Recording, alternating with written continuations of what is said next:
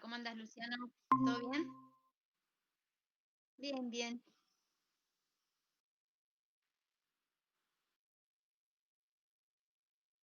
Dale, estoy tratando de ver cómo me veo yo, pero no.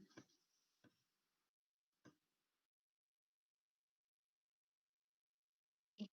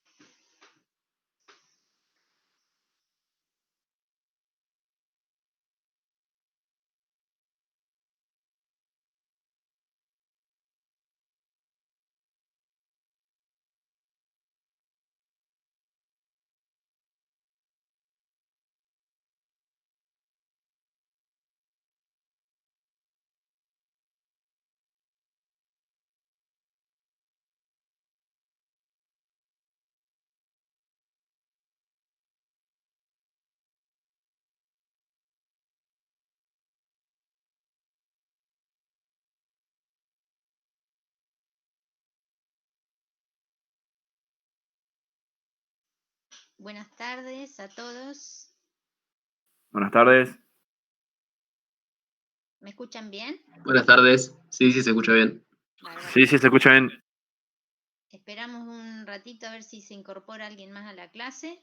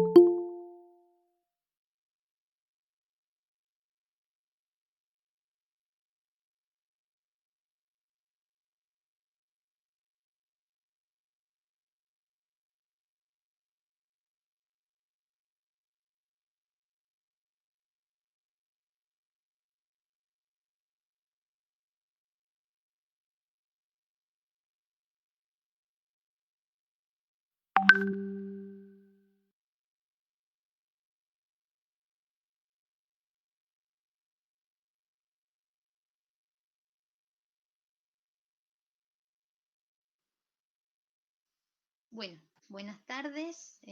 Vamos a tratar de empezar a horario para digamos, respetar un poco a la gente que llega a horario a la clase. Hoy vamos a ver un tema, ¿sí?, nuevo, que es cómo se administran los inventarios. Son los modelos o métodos de control de inventarios, ¿sí? Para este tema yo voy a presentar mi pantalla. Ustedes me dicen si ven bien.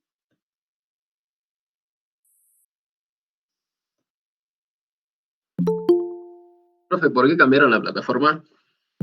Para probar, Está bien. a ver qué pasaba. Bueno, ya empezamos a tener...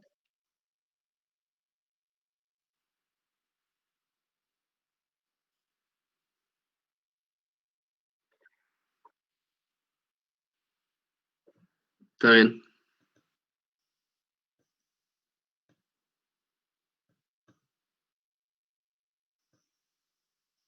Yo estoy tratando de compartir. Aquí está, bien.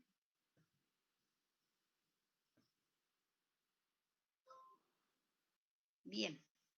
Bueno, como les decía, ¿se ve bien? ¿Ustedes ven bien? Sí, sí.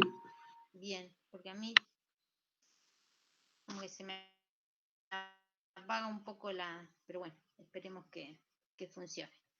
Este tema nosotros lo teníamos tomado de un libro que se llama Administración de Producción y Operaciones, que es de Chase, Aquilano y Jacob, donde está mejor explicado es en la 8ª edición.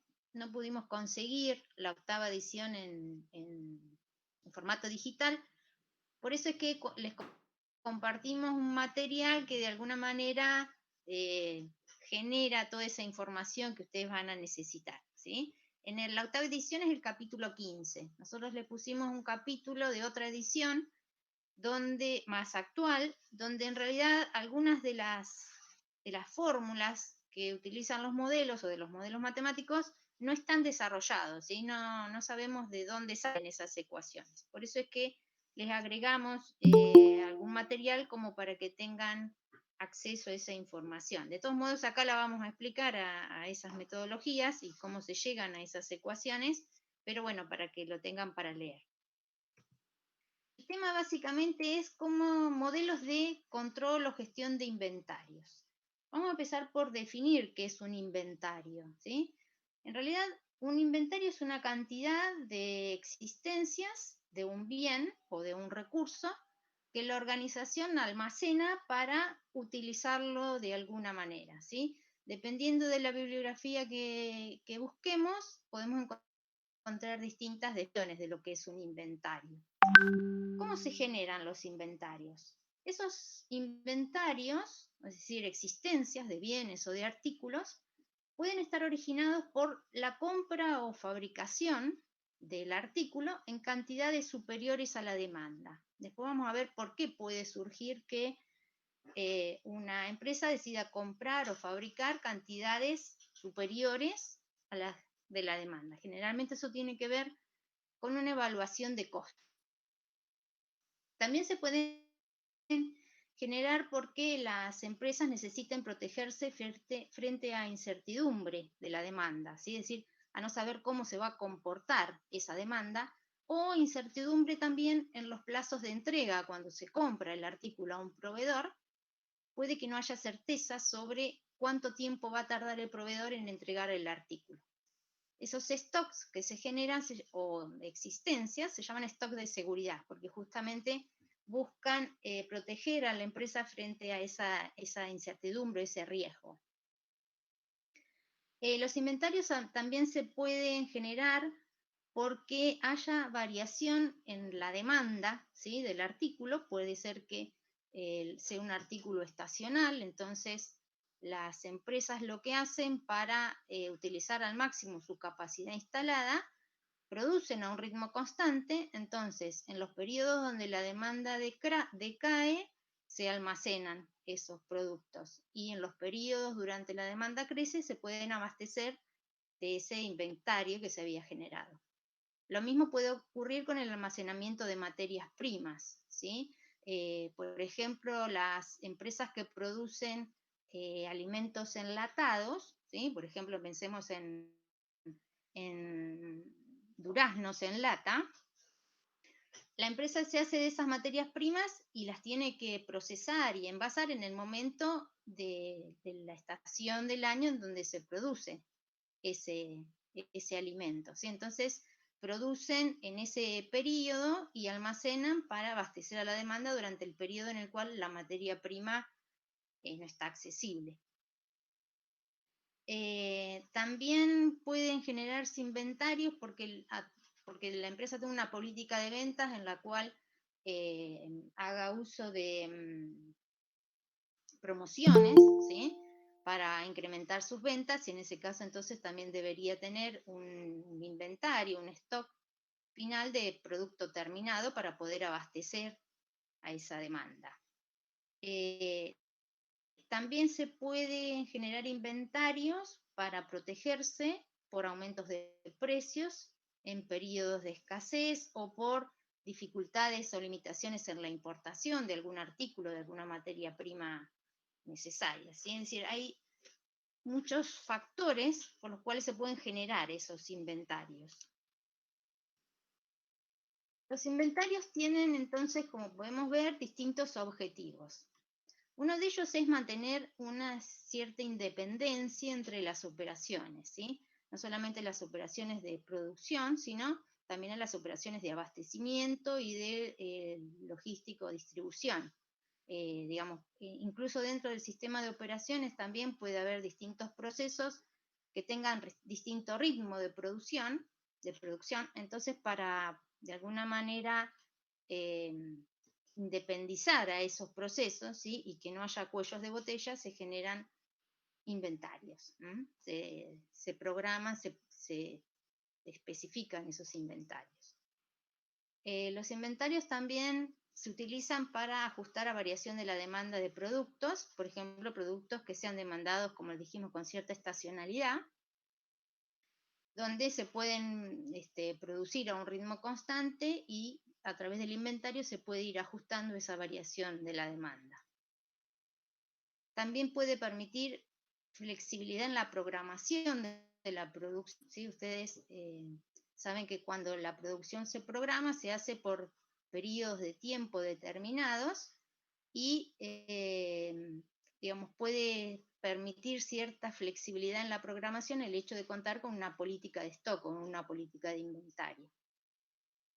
Bueno, como dijimos, también puede proveer de una salvaguarda para la variación en el tiempo de la entrega de las materias primas, ¿sí?, sobre todo cuando no se tiene demasiada certeza del periodo en que, lo que se llama el lead time del proveedor, ¿sí?, o sea, el tiempo que demora el proveedor desde que hacemos la orden de compra hasta que el recurso, la materia prima o el bien llega a las instalaciones del almacén.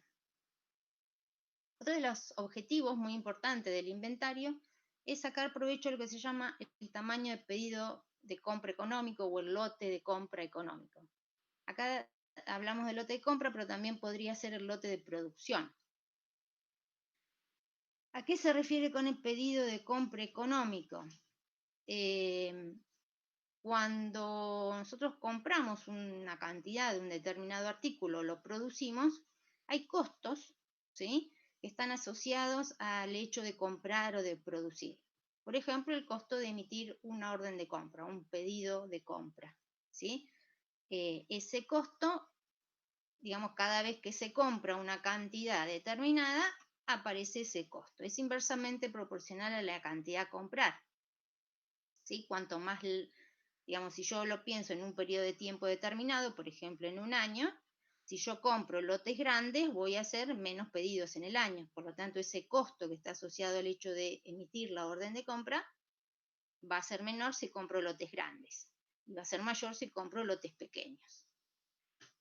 Pero además del lote digamos, del costo de comprar, también tengo un costo que es el costo de mantenimiento de inventario. Si yo compro lotes grandes, el costo de mantenimiento de inventario va a ser grande en un periodo determinado, ¿sí? Si voy comprando lotes más pequeños, el costo de mantenimiento de inventario va a ser menor, ¿sí?, que si compro lotes grandes. Lo que se busca es un punto de equilibrio entre los costos, que es el que determina el tamaño o el lote de compra económico. Es decir, comprar aquella cantidad que hace mínimo el costo total del almacén. El hecho de mantener artículos en inventario o en stock, como se lo suele llamar, por un lado tiene beneficios y por el otro lado tiene desventajas. ¿Cuáles son las ventajas de tener stock?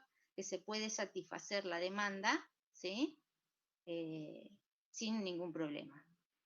¿Cuál es el inconveniente o la dificultad o la desventaja de tener artículos en stock? Que obviamente hay una mayor cantidad de activos, hay mayor capital inmovilizado y eso genera una disminución de la rentabilidad. Por lo tanto, lo que hay que determinar cuál es el nivel óptimo del inventario, es decir, cuál es la cantidad más conveniente a tener en el almacén, ¿sí?, en stock.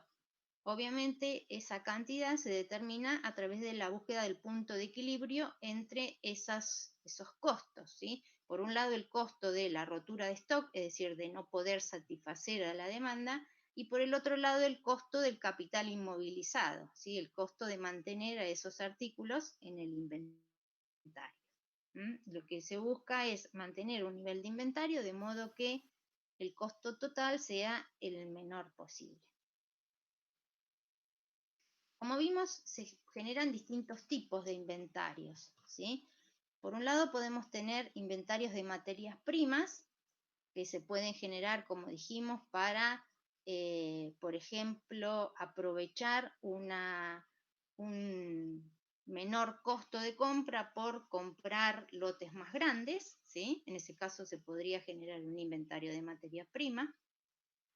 Se pueden generar inventarios de productos en proceso, por ejemplo, para desacoplar las operaciones, y se pueden generar inventarios de productos terminados, ¿sí?, por ejemplo, para satisfacer la demanda estacional de algún producto determinado.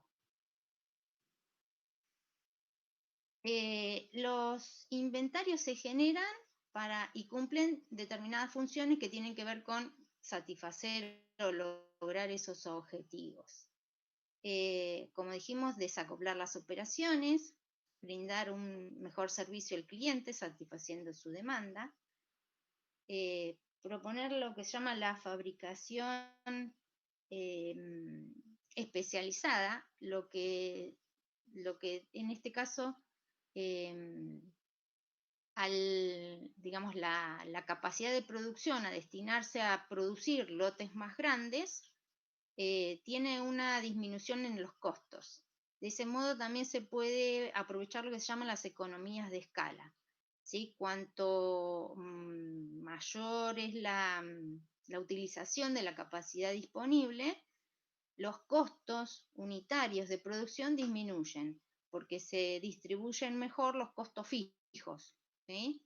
Eso, digamos, una de las funciones de los inventarios es eso, lograr lo que llaman las economías de escala.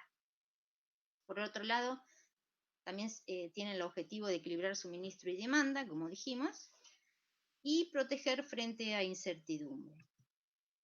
Cuando hablamos de la demanda de los artículos que están en el inventario, ¿sí? Es decir, los que están dispuestos en el almacén, hay dos tipos de demanda de artículos: la demanda independiente y la demanda dependiente.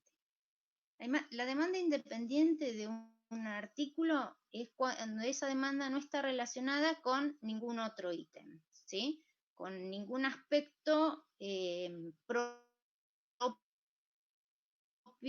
de la empresa está afectada por factores externos. Por ejemplo, cuando hablamos de la industria automotriz, la demanda de autos, ¿sí? de la empresa está afectada por factores del entorno.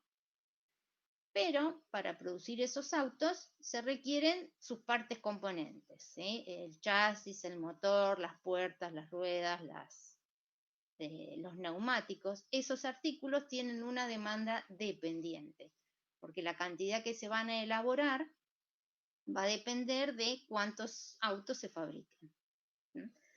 Nosotros los modelos que vamos a desarrollar para el control de inventario son modelos para artículos que tienen una demanda independiente. Después ustedes en otras materias van a ver cómo se controlan esos artículos que tienen una demanda dependiente. Pero en esta cátedra nos vamos a centrar en los artículos cuya demanda del inventario es independiente. ¿Me siguen hasta acá? ¿Voy muy rápido? Sí. Bien. Sí, sí. ¿Se ve Sí. bien? ¿Se escucha bien? Bien. Sí, sí, se ve bien. Sí, la verdad que ningún problema por ahora. Genial, buenísimo. Bueno,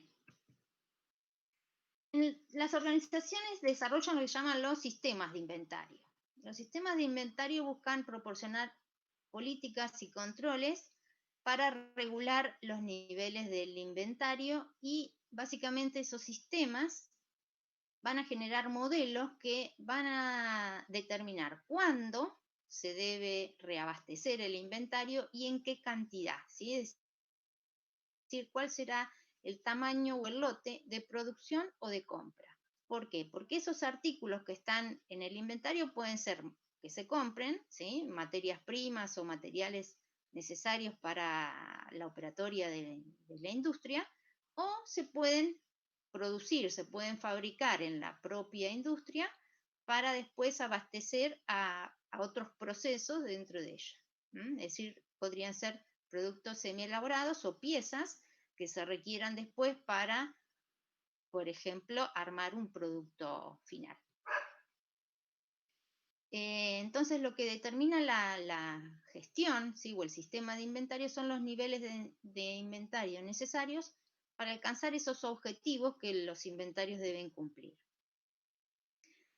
Lo que ocurre es que si pensamos en el almacén de una industria, ¿sí? por ejemplo, una metalúrgica o una industria alimenticia o cualquier industria, ¿sí? incluso empresas del sector de los servicios, si pensamos en el almacén, es un espacio físico donde hay gran cantidad de artículos y muy heterogéneos, ¿sí? Artículos muy diferentes que tienen diferentes usos y diferente importancia, ¿sí? En cuanto al desarrollo del almacén. Controlar a cada uno de esos artículos tendría un costo muy alto, ¿sí? Porque el hecho de controlar a los artículos que están en el inventario tiene un costo asociado, ¿sí? El costo del personal, bueno, hay distintos costos que nosotros después vamos a ver. Por lo tanto, lo importante en este punto es determinar cuán críticos son esos artículos que están en el almacén para el logro de los objetivos de la empresa o de la organización. Hay una herramienta que permite clasificar a esos artículos, que es una técnica que se llama técnica de clasificación ABC. básicamente se fundamenta en el principio de Pareto, que permite analizar el costo y el beneficio de mantener esos artículos en inventario. No sé si conocen al principio la regla de Pareto. Pareto en el siglo XIX tuvo que desarrollar en Milán una metodología para determinar cómo estaba distribuida la riqueza en Milán. Y Pareto lo que encontró era que había una pequeña cantidad de ciudadanos, ¿sí? de habitantes de Milán, que concentraban una gran parte de la riqueza y que había una gran parte de ciudadanos que eran pobres. Básicamente lo que descubrió Pareto es un principio, una regla que se puede aplicar en múltiples ámbitos, ¿sí? Es una regla bastante generalizada y en este caso nosotros la vamos a aplicar para clasificar los artículos que están en el inventario. Porque si nosotros pensamos en el inventario, digamos, el almacén es un lugar donde hay activos físicos, ¿sí? Es decir, hay cierto capital inmovilizado. Y lo que podemos ver es que una gran cantidad de esos artículos, aproximadamente el 80% hay una gran cantidad, hay una pequeña cantidad de los artículos, ¿sí? No una gran cantidad, aproximadamente un 20% de los artículos que están, es decir, que están formando parte del inventario, representan aproximadamente el 80% del capital invertido, es decir, del capital inmovilizado en el almacén. Hay pocos artículos que representan gran parte del capital inmovilizado. Y hay muchos artículos, aproximadamente un 80%, que,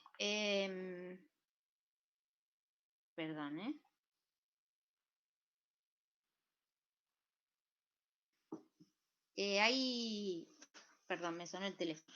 Hay una gran cantidad de artículos que no representan gran capital, digamos, no tiene mucha importancia en cuanto al capital que está inmovilizado. ¿Cómo hacemos para determinar cuáles son los artículos críticos respecto al capital inmovilizado y cuáles son los artículos que no son tan críticos? Para eso lo que se hace es establecer un listado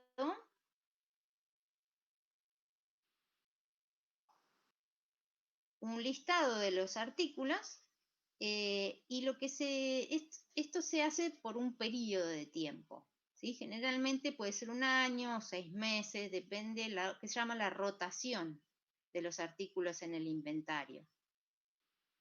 La rotación tiene que ver con la velocidad con la que el artículo entra y sale del almacén, si esos artículos están en un almacén. Esta clasificación normalmente se hace para aquellos artículos que al menos rotan una vez en ese periodo, ¿sí? Por ejemplo, si el periodo fuera 1 año, que una vez al año hay una entrada y una salida del artículo en el almacén. Entonces se confecciona una lista de los artículos. Esos artículos generalmente se les da un código, ¿sí? Se los codifica y se determina para cada uno la demanda o consumo anual y se lo valoriza. Normalmente se lo valoriza con su costo. Puede ser que durante ese periodo los costos no sean constantes, que haya una variación y en ese caso hay distintas políticas que se pueden tomar al respecto. Se pueden valorizar al costo, valorizar a un precio de los costos a los que se haya adquirido, en fin, hay distintas formas de valorizar, ¿sí? Una vez que se determinó o se estimó la demanda o consumo anual y el costo de cada uno de los artículos, se calcula para cada uno de ellos lo que se llama la demanda anual valorizada. Obviamente lo que se hace es multiplicar la demanda por el costo. Y en ese caso se encuentra la demanda anual valorizada para cada uno de los artículos.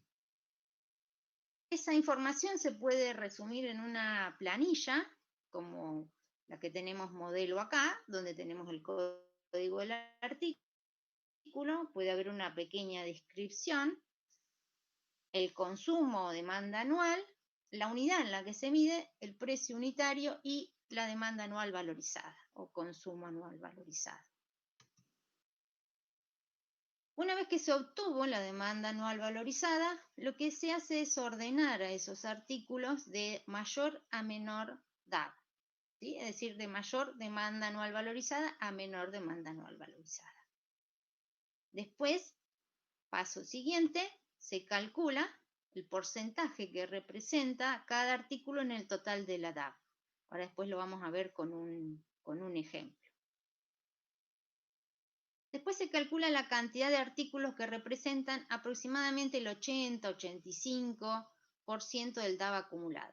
Nosotros vamos a ver que esta metodología sugiere límites, ¿sí? O rangos de corte, lo que se llaman rangos de corte, que pueden o no tomarse exactamente, porque eso va a depender de cuáles son los artículos que están en ese límite de rango. Generalmente el administrador del almacén sabe exactamente cuál es la rotación de esos artículos y cuán importantes son para el proceso productivo y sabe exactamente dónde hacer el corte, pero la técnica orienta en cuanto a cuáles son esos límites.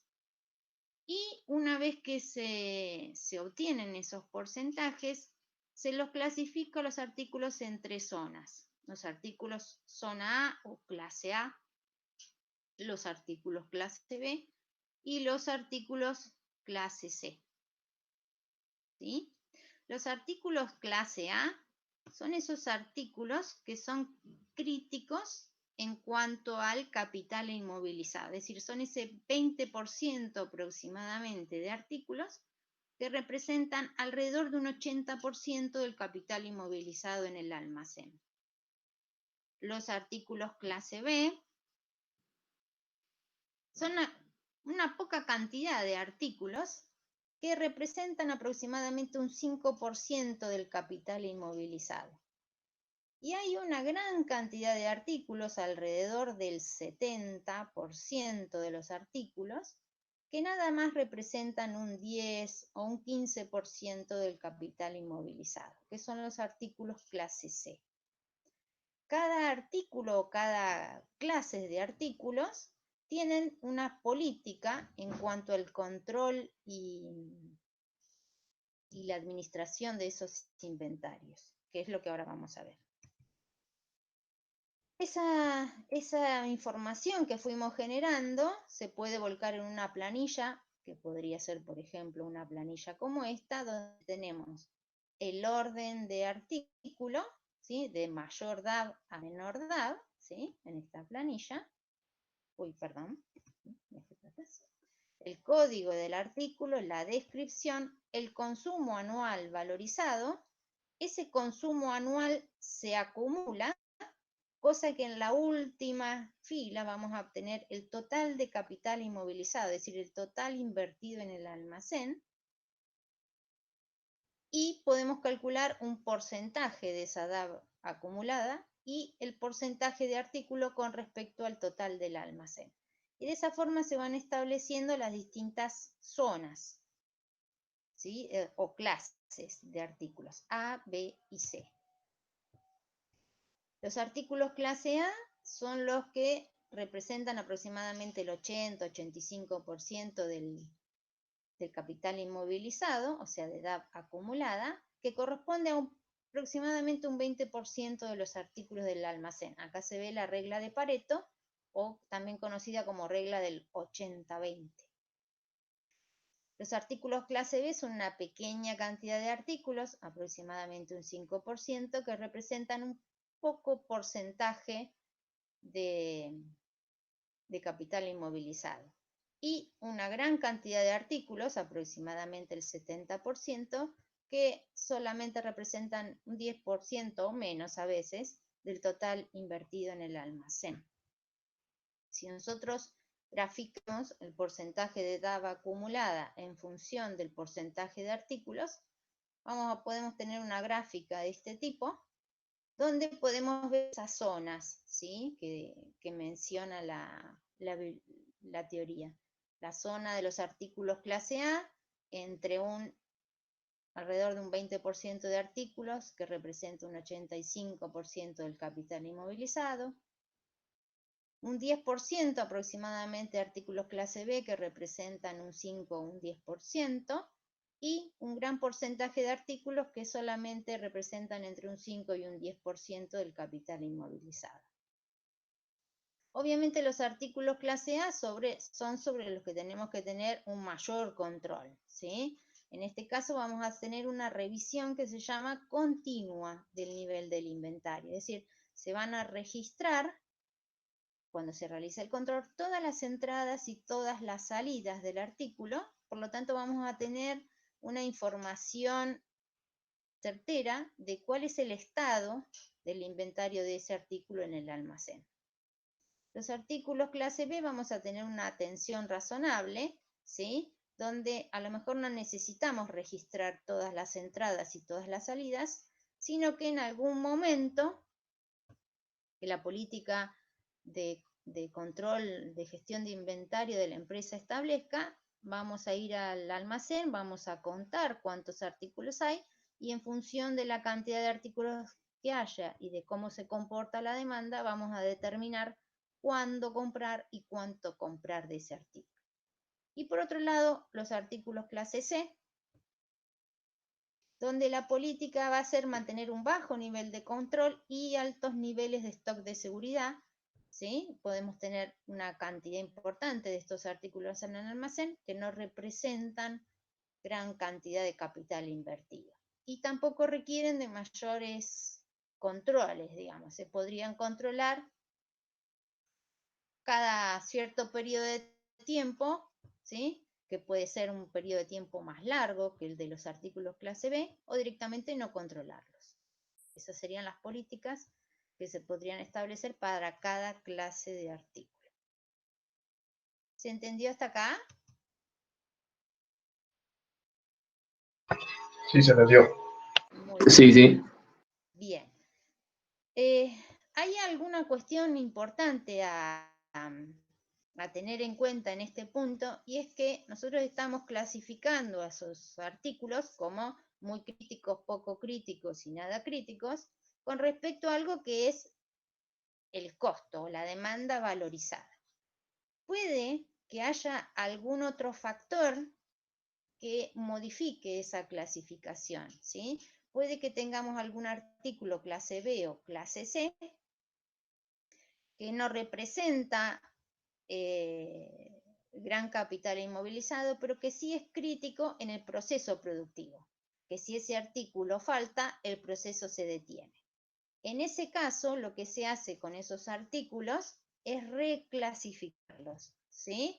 Es decir, se los reclasifica, ya no por el factor económico, sino por otro factor, como artículo clase A.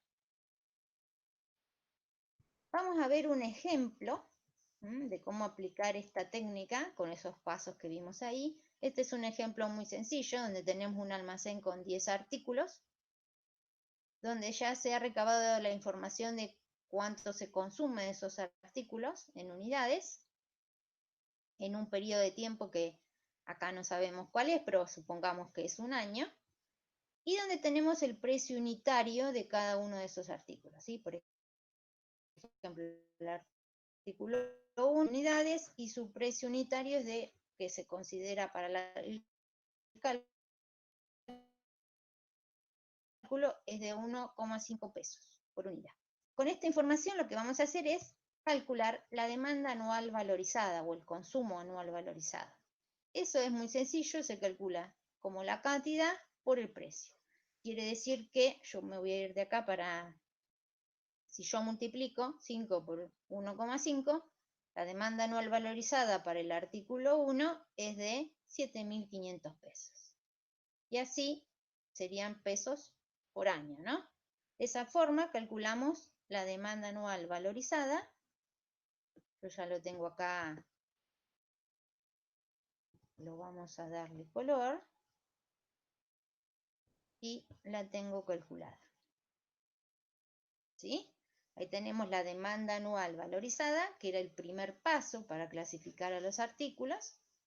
Y lo que hacemos ahora es ordenarlos desde mayor a menor DAB. Si ustedes miran esta tabla, ¿cuál es la mayor demanda anual valorizada?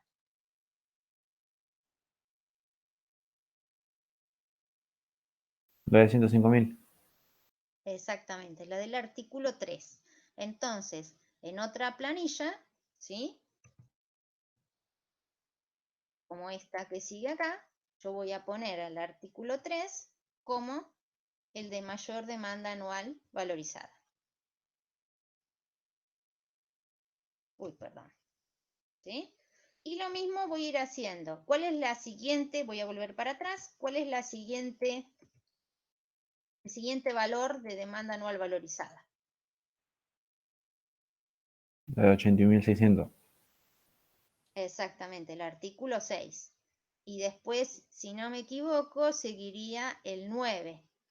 ¿Sí? Después, el 4 y el 2 tienen la misma demanda anual valorizada, por lo tanto, podrían ir en un lugar o en otro. De esa forma, vamos completando la planillita.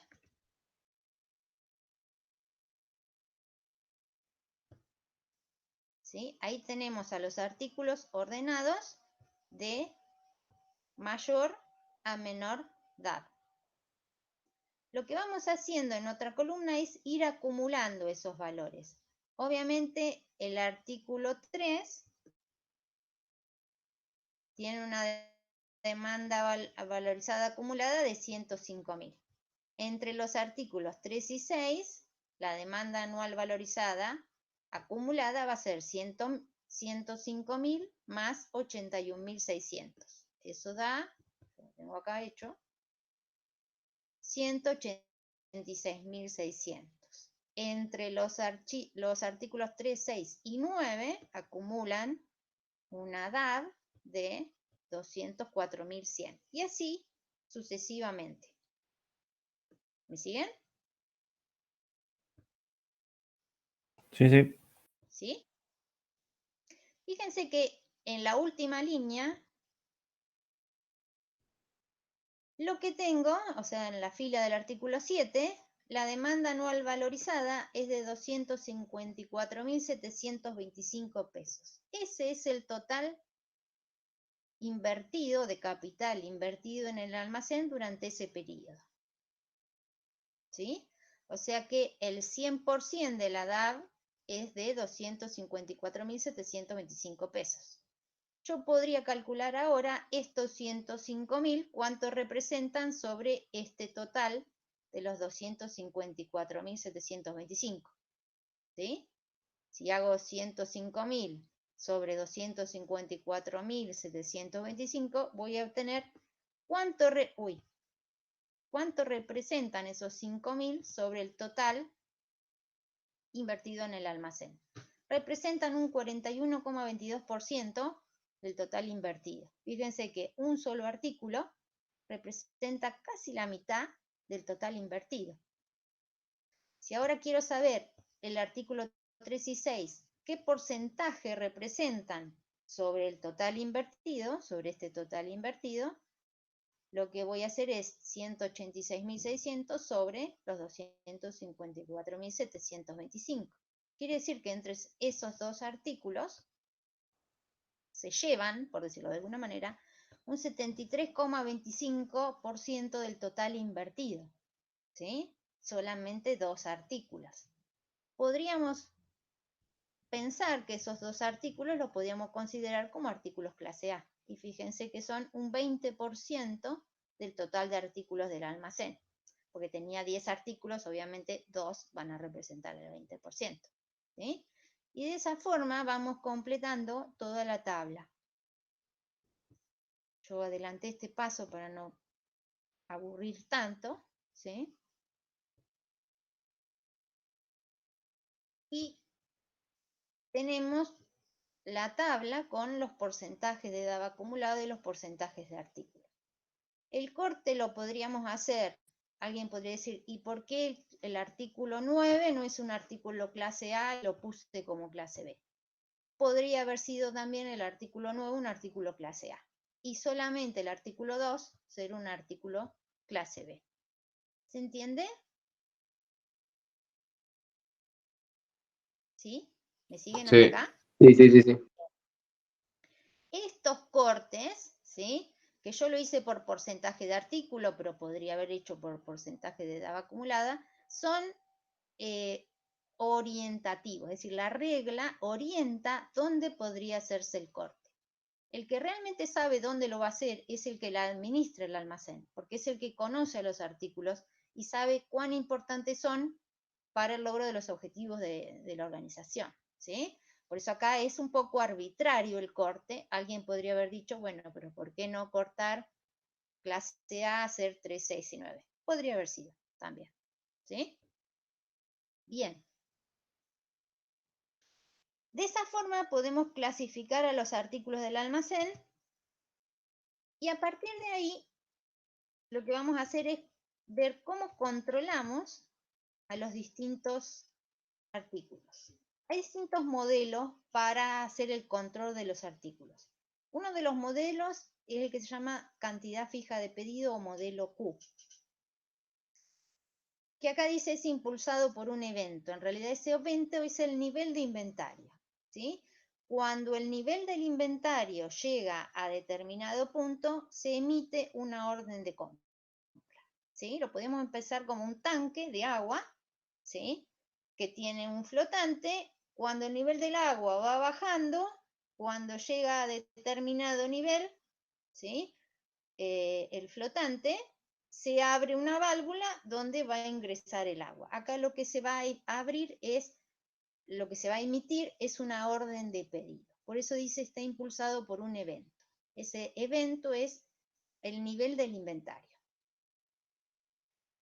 Hay otros modelos que es el modelo de periodo de tiempo fijo, ¿sí? En este caso dice el modelo está impulsado por el tiempo. Es decir, es el caso en el que tenemos el almacén y vamos y contamos la cantidad de artículos que hay y en función de la cantidad que hay y de cómo suponemos o pensamos que se va a comportar la demanda, vamos a determinar la cantidad a comprar, ¿sí?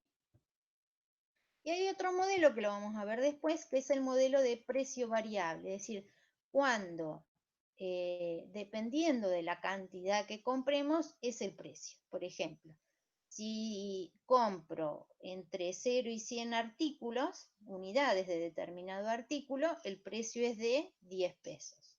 Si compro entre 100 y 150, el precio es de 9,50. Y si compro más de 150, el precio es de 9. Es decir, obtenemos lo que se llama promoción por cantidad. Se desarrolla un modelo especial. Estos modelos son importantes ¿por qué? Porque los artículos clase A los podemos controlar con un modelo de cantidad fija de pedido. ¿Por qué? Porque en este modelo de cantidad fija de pedido se monitorea en forma continua el nivel del inventario, ¿sí? Todo el tiempo sabemos el nivel, es decir, la cantidad de artículos que hay de esa clase en el inventario. En cambio, los artículos clase B o clase C podemos usar un periodo de tiempo fijo porque como son artículos que no son críticos en cuanto a su demanda valorizada, podemos tener más cantidad en stock, más cantidad en el inventario que no representan un gran costo de la inversión. Vamos a empezar por el modelo de cantidad fija del pedido, ¿sí? O el modelo Q. Este modelo, que en principio van a ver que es bastante difícil que en la realidad ocurra, pero es fundamental para después poder desarrollar otros modelos, tiene algunos supuestos. Uno de los supuestos más importantes es que la demanda del artículo es constante durante todo el periodo de tiempo considerado, ¿sí? Si nosotros consideramos un año, por ejemplo, en el periodo en el que lo evaluamos o que hacemos el control, la demanda durante ese año del artículo va a ser constante. El otro supuesto es que el lead time del proveedor es constante, es decir, el proveedor siempre tarda la misma cantidad de tiempo en entregar el artículo, desde que se emitió la orden de compra hasta que el artículo ingresa al almacén. El precio también es constante por unidad de producto durante todo el periodo. El costo de mantenimiento de inventario se basa en el inventario promedio almacenado durante todo el periodo, ¿sí? El hecho de mantener artículos en el almacén tiene un costo, ¿sí? Ese costo está dado por el costo del personal que trabaja en el almacén, el costo de seguros, costos de roturas, costo de obsolescencia, es decir, hay distintos costos que forman parte de cuánto le cuesta a la empresa, valga la redundancia, mantener una unidad de ese artículo en el inventario o en el almacén, mejor dicho, durante un año o durante el periodo considerado. Otro de los supuestos es que el costo de hacer un pedido también se mantiene constante durante ese periodo, ¿sí? Ese costo tiene que ver con el sueldo del personal que trabaja en el área de compras, costos de teléfono, de internet, de mantenimiento de software de control de stock, es decir, de distintos costos que están involucrados y que hacen a esto de que cada vez que se emite una orden de compra o una orden de fabricación, hay un costo asociado. Otro de los supuestos del modelo es que no se permiten faltantes, es decir, no hay costo de rotura de stock porque no se permite rotura de stock en un principio. Y el otro supuesto es que el lote de compra, en este caso, se entrega todo de una vez, ¿sí? Es decir, ingresa todo junto ese lote al almacén. Si nosotros graficáramos el inventario disponible versus el tiempo, ¿sí? Veríamos que en un momento el inventario crece, digamos, aumenta el nivel del inventario del artículo, que es cuando ingresa el lote de compra. A medida que pasa el tiempo, como la demanda es constante, el nivel del artículo en el inventario va decreciendo en forma proporcional al tiempo, esta recta que vemos acá. Hasta que llega un momento, ¿sí?, en el que se emite la orden de compra. Cuando el inventario alcanza este nivel, que se llama punto de pedido, se emite la orden de compra. La cantidad a comprar es siempre la misma, modelo de cantidad fija de pedido. Cuando vemos cómo se comporta el nivel del inventario, vemos que se establece el famoso diagrama de diente de sierra. ¿Cómo se determina el punto de pedido? Es decir, el momento en el que hay que emitir la orden de compra. Eso está directamente relacionado, por un lado, con la demanda, es decir, la pendiente de esta recta. Y por el otro lado, con el tiempo o lead time del proveedor, el tiempo de reaprovisionamiento o el plazo de entrega. El momento en el que se hace el pedido tiene que ser tal que el nivel de las existencias sea suficiente para satisfacer la demanda en el periodo de reaprovisionamiento. ¿Sí? Una vez que se cumplió ese periodo, otra vez el artículo entra todo de una vez en el inventario, en el almacén. El nivel del inventario crece hasta la cantidad máxima Q y a partir de ahí otra vez empieza a demandarse ese artículo al almacén y el nivel del inventario empieza a bajar proporcionalmente al tiempo. La constante de proporcionalidad es la demanda del artículo del almacén. De esa forma se establece el punto de pedido, es decir, el momento en que debe realizarse la orden de compra, que debe emitirse la orden de compra. El hecho de mantener estos artículos en inventario y de hacer la compra, es decir, el costo de gestión del inventario, tiene varios componentes. Por un lado, el costo de emitir un pedido, ¿sí?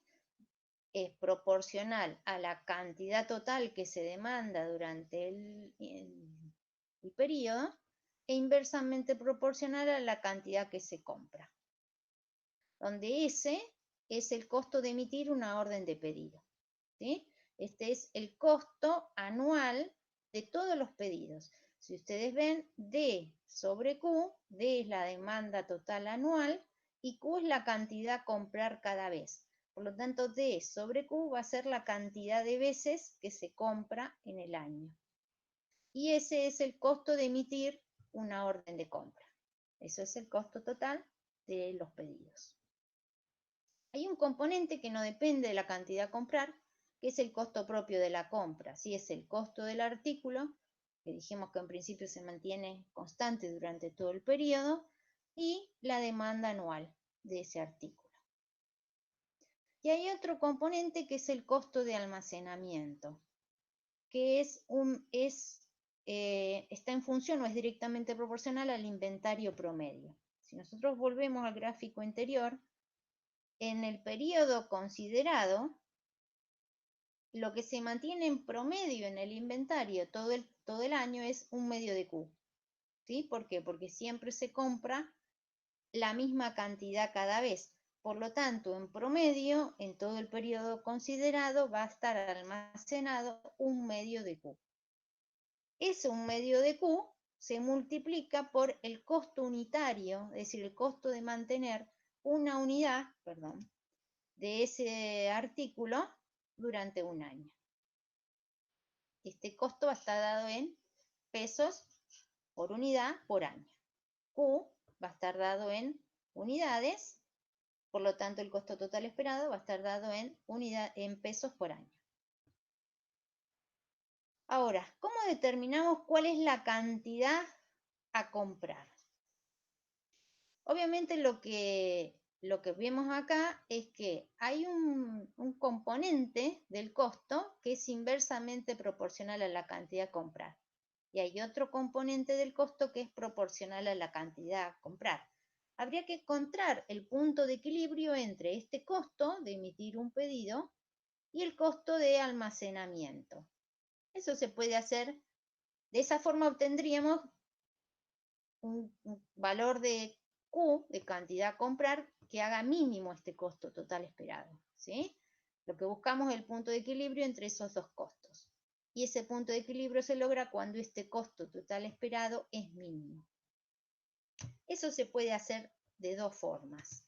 Si vemos las curvas, ¿sí? Si graficamos por un lado el costo de emitir una orden de pedido, que es inversamente proporcional a Q, que sería esta curva de aquí, graficamos el costo de almacenamiento, que es proporcional a Q, tenemos esta curva, y si además le sumamos el componente que no depende de Q, que sería en este caso una recta paralela al eje X, que no está dibujada, si sumamos punto a punto, obtendríamos una gráfica que es la gráfica del costo total esperado.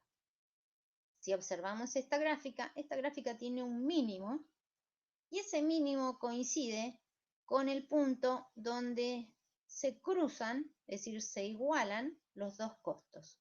El costo de mantenimiento de inventario con el costo de emitir un pedido o una orden de compra. Entonces, ¿cómo hacemos para saber cuál es la cantidad óptima a comprar? Es decir, la que minimiza el costo total esperado. Podemos hacer de dos formas.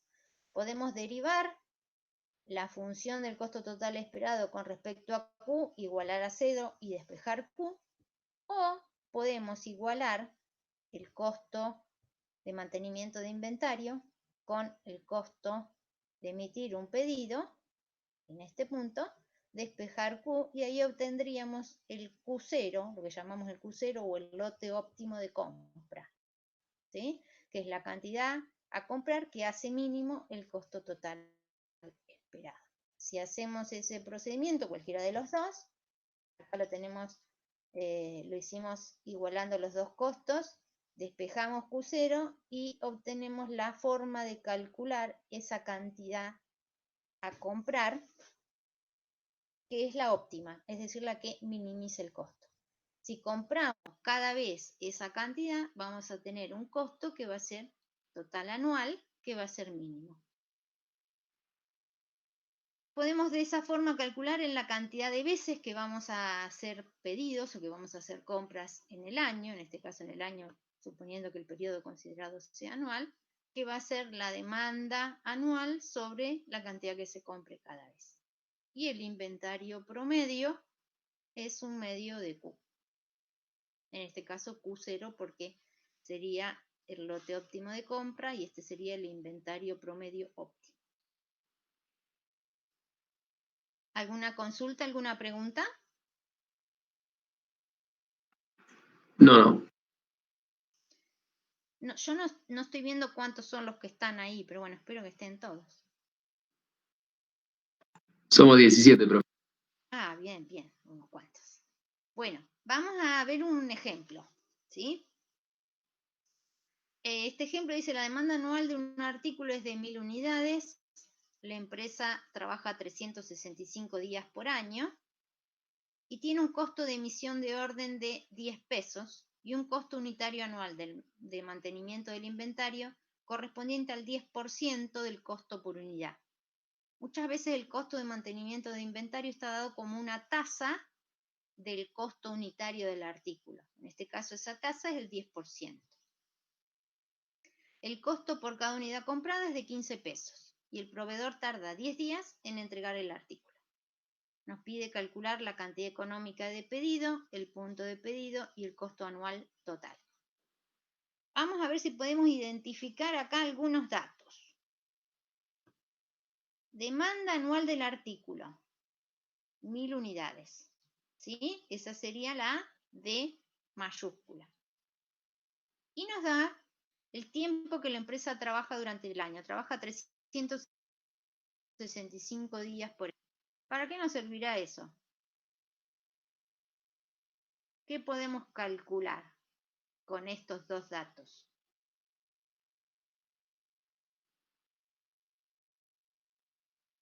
¿Qué es lo que no tenemos acá? Nos dice el costo de emisión de la orden, eso sería S, y el costo unitario de mantenimiento del inventario, este es 10% de 15 pesos, que es el costo de la unidad. El proveedor tarda 10 días en entregar el artículo, esto sería el lead time del proveedor. Lo que no tenemos es la demanda diaria promedio, pero la podemos sacar como la demanda anual dividido el tiempo de trabajo. ¿Sí? Entonces, los datos que tenemos son estos.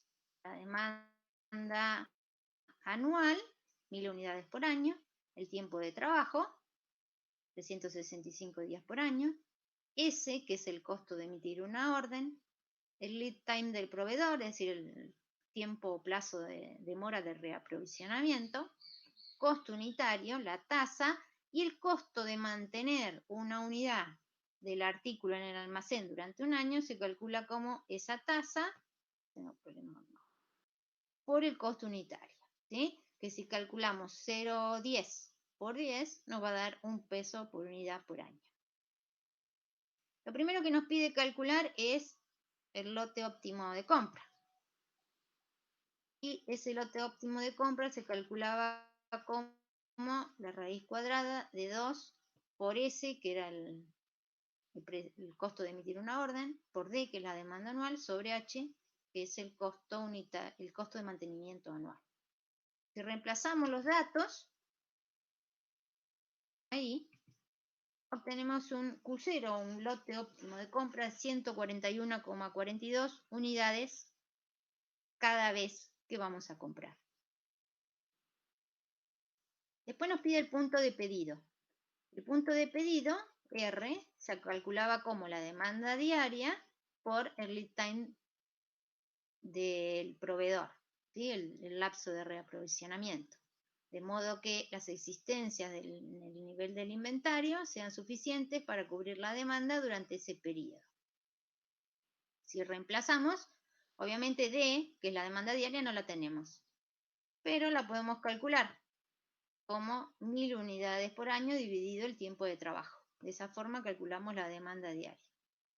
Y el periodo de reaprovisionamiento era de 10 días. Por lo tanto, el punto de pedido, es decir, el nivel de inventario en el cual vamos a emitir la orden de compra, es cuando el inventario llegue a 27,39 unidades. Y podemos calcular el costo total esperado, ¿sí? Con la fórmula del costo total esperado con sus 3 componentes. Acá el modelo supone que no hay costo de rotura de stock, por eso no hay otro componente más que se sumar acá, sino habría que sumar ese otro componente. Y reemplazamos todos los datos, obtenemos que el costo total esperado anual es de 101.041, algo, porque yo no alcanzo a ver, pesos por año. ¿Sí? Es muy simple, es muy sencillo. Obviamente este modelo tiene muchos supuestos que en la realidad es difícil que se cumplan, ¿sí? Pero sirven, como les decía, como base para desarrollar otros modelos que sí permiten algunas variaciones. ¿Alguna pregunta, alguna duda hasta acá?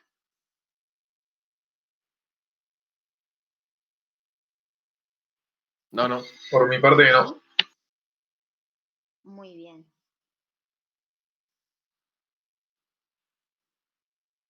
Tengo problemas.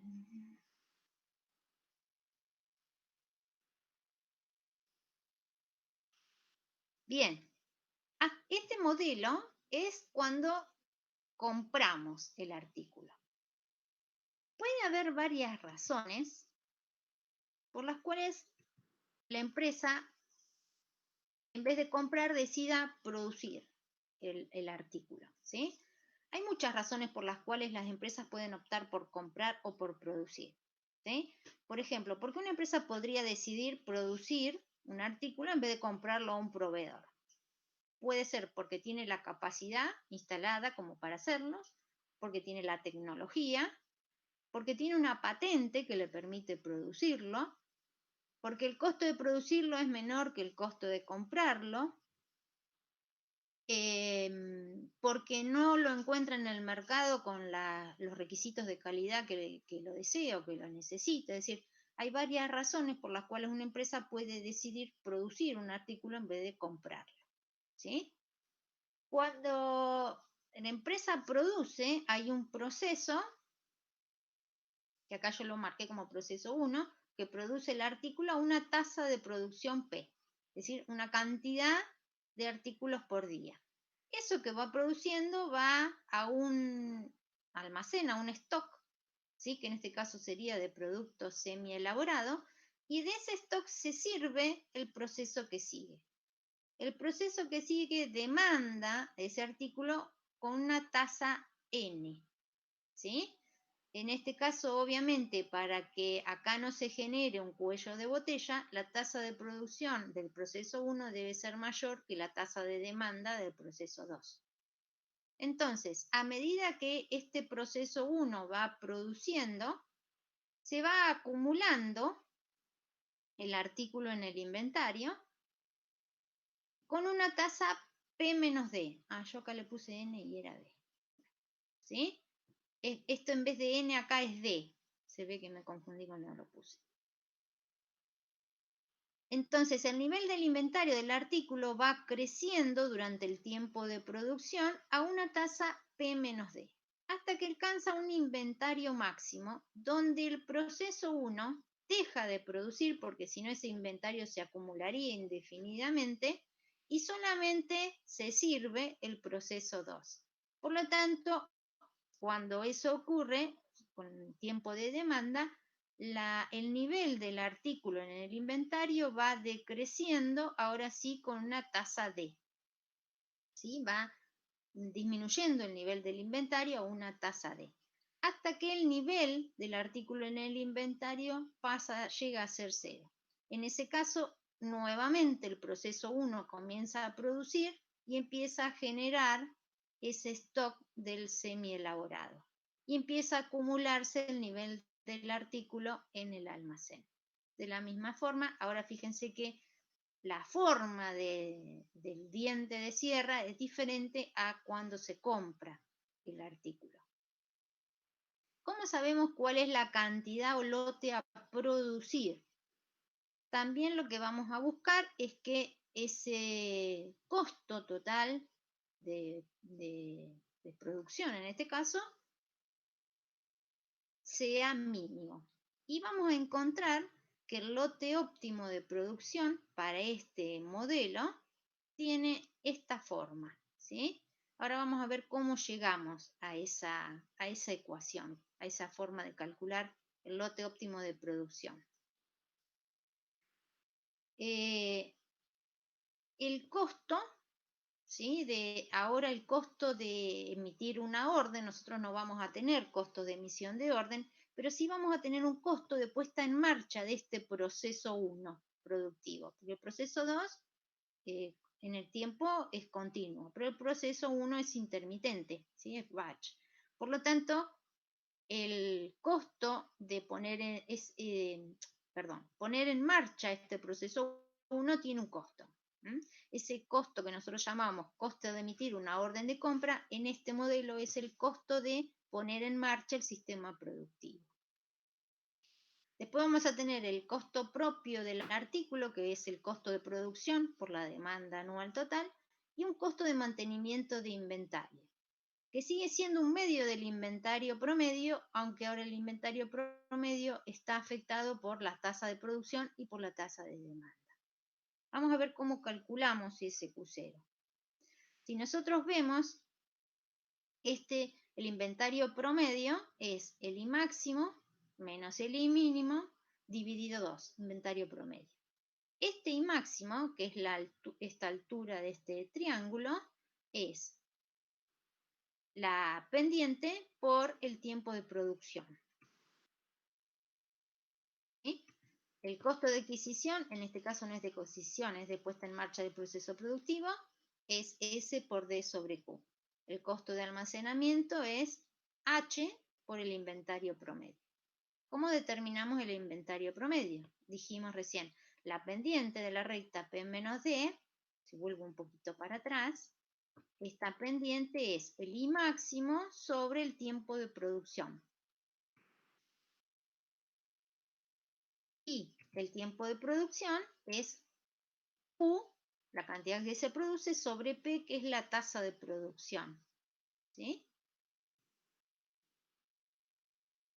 El I máximo, entonces, despejando de acá, va a ser P menos D por el tiempo de producción. Y el tiempo de producción es Q sobre P. Yo reemplazo tiempo de producción por Q sobre P y me queda que el inventario máximo es P menos D sobre P por Q.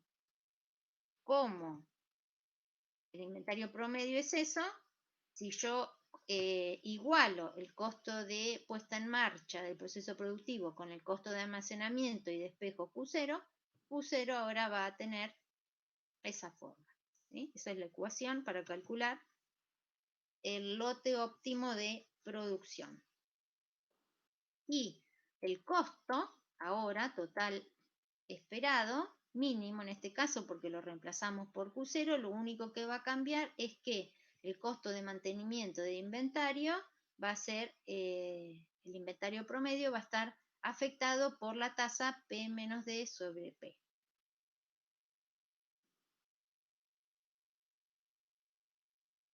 ¿Alguna pregunta, alguna duda? ¿Se entendió? Se entendió, sí. Genial. Bueno, vamos a ver un ejemplo. Fíjense que básicamente acá lo importante es, primero, identificar el modelo, ¿sí? ¿Qué modelo es el que estamos analizando? Identificar los datos y después saber cuál es la ecuación que hay que utilizar. No hay mucha ciencia en esto. Este es el caso de una empresa moldeadora de plásticos que produce y usa 24.000 inserciones de teflón anualmente. Eso sería la demanda anual del artículo, ¿sí? La D mayúscula. La empresa trabaja 52 semanas al año. El costo de iniciar la producción, ¿sí? Este es el S, es de 85 pesos. Y la tasa de producción semanal es de 1.000 unidades. Esta es la demanda, ahora no es diaria, es semanal.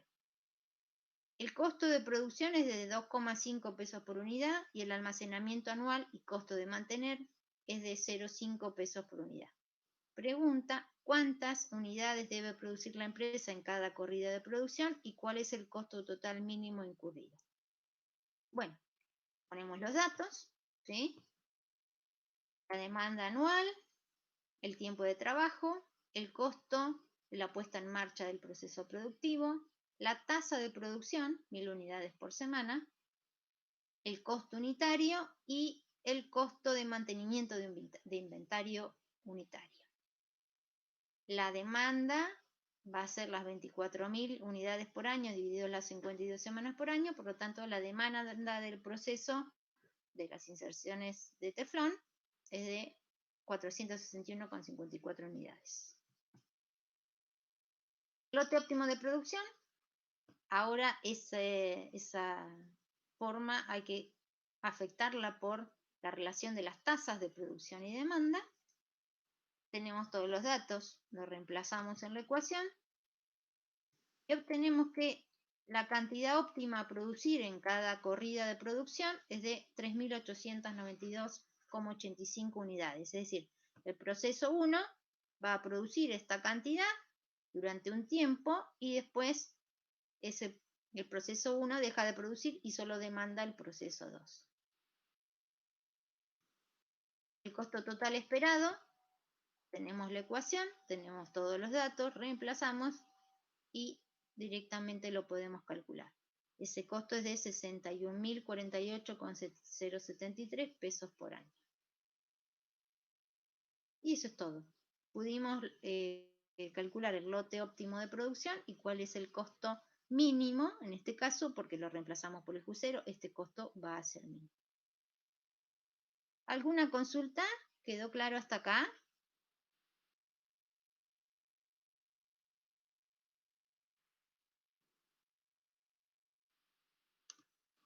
Sí, sí, todo claro. Rosana, Sí, Silvia. antes por ahí que avance, ¿podemos poner la última transparencia donde está la curva de los costos para sacar Q0? Ahí voy. Espera que no lo comparto. Que hago un comentario. O por donde se calcula, o por ahí en el ejercicio, igual donde calculaste el Q0. ¿Acá? Sí, con eso está bien. No, Voy a por ver ahí tu página, si querés. comentar con el modelo este que es bien bajo certeza, ¿no? Donde todos los datos se comportan de forma certera y no hay muchas variaciones. Cuando uno calcula el Q0 en este modelo, siempre va a obtener un valor que lo que decía Rosana por ahí en la práctica no es muy viable. Y el tema es que por ahí yo calculo como en el ejercicio un Q0 que me dio un valor con una coma, y qué pasa cuando yo voy a la realidad y no encuentro esa cantidad. Si esos son unidades, yo no puedo comprar 300,8 unidades, ¿sí? Primero porque en el mejor de los casos me puedo aproximar a la unidad. Y en el peor de los casos, si eso viniera en cantidades más grandes, si viniera en bolsas de 500 y de 200, tengo que tomar la decisión hacia dónde voy, ¿sí? Por ahí lo que me pareció aclarar es que uno calcula el Q0 porque si uno pudiera comprar ese valor, va a obtener el mínimo costo total esperado. Cuando en la realidad no se puede comprar ese valor, como la curva ahí alrededor del punto mínimo suele ser a veces bastante chata, ¿sí? Estudios dicen que siempre conviene, si uno se tiene que aproximar, no siempre se cumple, hacia el valor más grande. Si uno le dio un valor de 308,2 unidades y viene en bolsa de 500 y de 200, generalmente conviene comprar 500. Lo que sí sé que eso no es el Q0, ¿sí? Que es un valor de Q que se adapta a mi realidad Y lo que yo puedo hacer es calcular el costo esperado para esa cantidad de 500 y compararlo con el costo total óptimo, ¿sí? De manera tal que si la diferencia es mucha, tendré que luchar por conseguir un proveedor que me venda por unidad y no por bolsas de 500. ¿Se entiende? Por ahí hablar eso un poquito nada más que esto de que la realidad, porque muchas veces ustedes dicen, pero me da con coma, ¿qué hago? Bueno, ese es el valor para que el costo total esperado sea óptimo, lo que no quiere decir que en la realidad lo pueda alcanzar. Quizás lo que yo tengo que hacer es ver qué puedo comprar y comparar el costo de comprar esa cantidad con el óptimo y ver si puedo desarrollar algo que me acerque hacia el costo óptimo. Eso nomás. Bien, se entiende. Sí, perdón, me había olvidado el detalle y se me pasó de largo. Esto es bastante difícil, esto de hablarle a la computadora, ¿no? Cuando está ahí la transparencia y es bastante feo la situación. A mí me parece que sería conveniente dejar acá y seguir avanzando con el resto de los modelos, que donde ya tenemos algunas variaciones, digamos, ya algunos de los parámetros dejan de ser constantes, ¿sí? Como la demanda, por ejemplo, que vamos a ver qué pasa cuando la demanda no es constante con estos modelos, cómo se modifican para poder encontrar la cantidad a comprar y cuándo comprar, porque básicamente los modelos de gestión de inventario lo que permiten determinar es esto, ¿sí? Cuánto comprar y cuándo comprar, de modo de obtener los mínimos costos, siempre en función de ese punto de equilibrio que tiene que ver con los costos, ¿sí? O con la economía.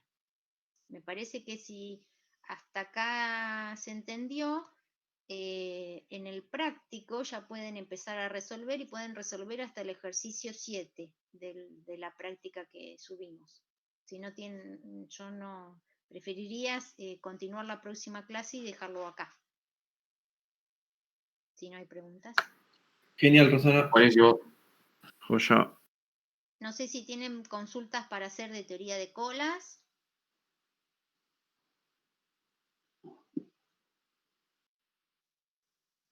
Por mi parte, no.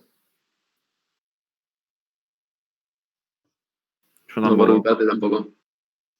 No sé, Silvia, vos si querés comentarles algo a los chicos, si no podemos dar por finalizada la clase de hoy. No. Si nadie tiene preguntas sobre teoría de cola, damos por finalizado y yo sigo avanzando en la corrección de los prácticos de entera, que ya estoy corrigiendo. Bien, entonces con los restos de los modelos que están en la teoría, vamos a continuar la próxima clase. ¿Sí? Nos vemos el miércoles, entonces, a las 16. Bueno, hasta el Buenísimo. miércoles. Nos vemos. Miércoles. Chao, hasta luego.